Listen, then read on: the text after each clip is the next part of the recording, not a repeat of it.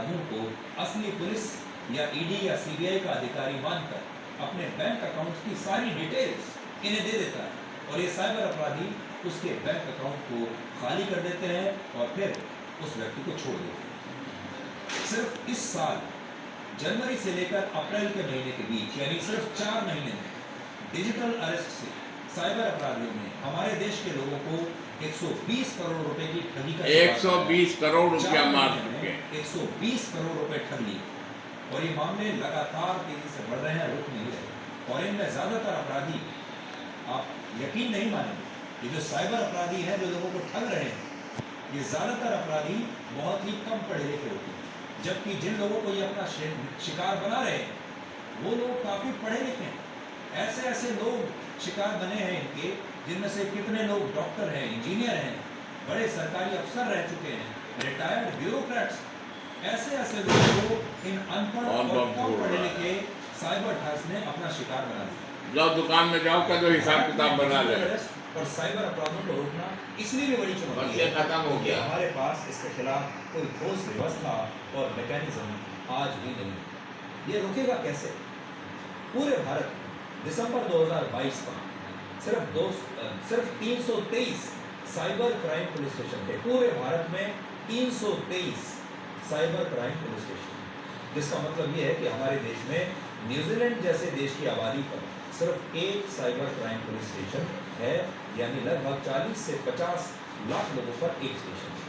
और एक बड़ी बात यह है कि हमारे देश में साइबर अपराधों को रोकने के लिए साइबर क्राइम पुलिस तो बंद है, लेकिन इस पुलिस में सामान्य पुलिस के ही अधिकारियों को अटैच किया जाता है और हमारे पास ऐसी व्यवस्था नहीं है जिसमें बड़े बड़े सॉफ्टवेयर और cyber engineers, IT engineers in cyber अपराधियों का मुकाबला कर रहे हैं। ये जो साइबर अपराधी हैं ये बहुत ट्रेंड है, इन्हें दुनिया भर की लेटेस्ट टेक्नोलॉजी के बारे में पता है, इन्हें अलग अलग एप्लीकेशंस के बारे में पता है, इन्हें अलग अलग प्रोग्रामिंग के बारे में पता है, इन्होंने बहुत ट्रेनिंग ली है। लेकिन इन्हें रोकने के लिए क्या हमारे पास जो सरकारी अधिकारी हैं, क्या उनके पास वो ट्रेनिंग है? इसलिए आज सरकारों को भी ये सोचना होगा कि वो सामान्य पुलिस कर्मियों को साइबर क्राइम में ट्रांसफर करके साइबर अपराधियों को नहीं रोक पाएंगे, जो हर 2 महीने में लगातार नए नए अपडेट कर रहे हैं, हर 2 महीने में अपना तरीका बदल देते हैं, हर 2 महीने में अपने जो क्या हो रहा भाई ठगी कर रहे हैं वो सारा मोडस ऑपरेंडी उसको वो बदल देते हैं। देखो खाना करीब तो हमको दे दो।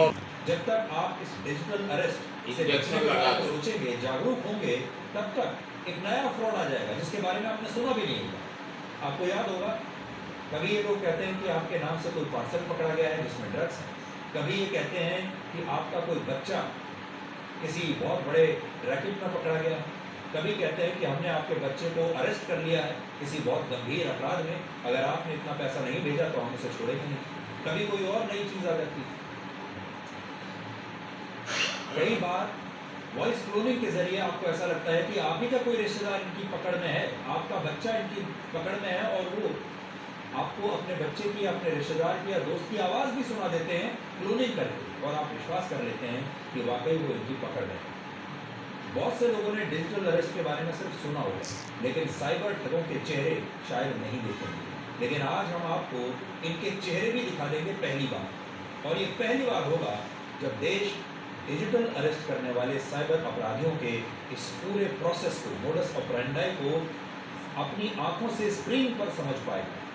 इन साइबर अपराधियों ने हमारे ही संवाददाता नितिन जैन को पूरे 30 घंटे तक डिजिटल अरेस्ट करके रखा, और जब इन साइबर अपराधियों ने उन्हें वीडियो कॉल किया तब ये अपराधी पुलिस की वर्दी में थे, और डिजिटल अरेस्ट के दौरान उन्हें सुप्रीम कोर्ट के फर्जी दस्तावेज भी हमारे संवाददाता को ये भेज रहे थे। और आज आप सबको इन साइबर अपराधियों के चेहरे अच्छी तरह से याद करके रख लेने चाहिए, और ये याद रखना चाहिए इनकी वर्दी नकली है। हमेशा याद रखिए इनकी वर्दी नकली है, ये जिस पुलिस स्टेशन में बैठे हैं वो नकली हैं, और कई बार ये सुप्रीम कोर्ट के या किसी हाई कोर्ट के अरेस्ट वारंट आपको दे देंगे, कागजात आपको दे देंगे जिसमें आपका नाम लिखा होगा, आपकी फोटो लगी होगी। आप उससे भी ना घबराएं, क्योंकि ये सब कुछ नकली होते हैं। कि कोई भी नकली दस्तावेज, कोई भी अरेस्ट वारंट आपके सामने आपको भेज देंगे, लेकिन ये सब नकली है।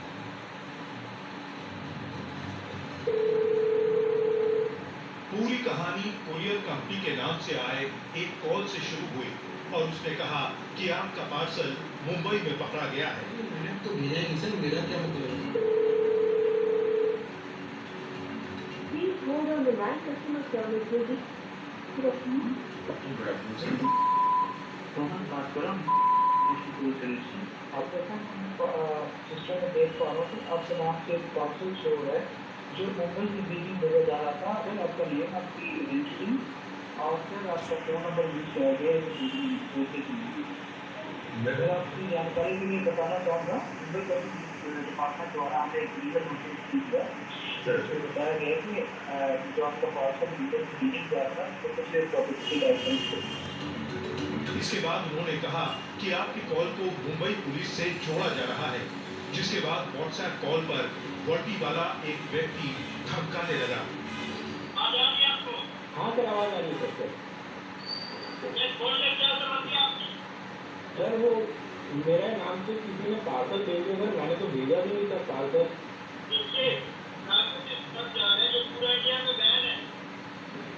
सर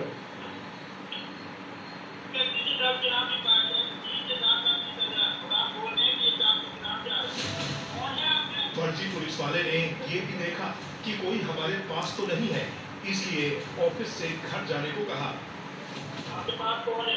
कोई नहीं सर। सर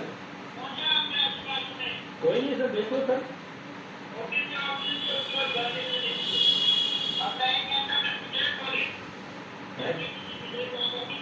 हेलो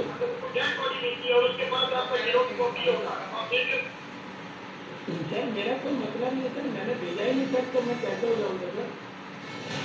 इसके बाद फर्जी पुलिस वाला अपनी फर्जी पहचान बताता है और हमारे वेरिफिकेशन के नाम पर आधार की कॉपी मांगता है। हमें बार बार बोला जा रहा था कि आपने गैर कानूनी काम किया और इसको पुख्ता करने के लिए एक फर्जी वेरिफिकेशन कॉल की जाती है। सर क्या सर?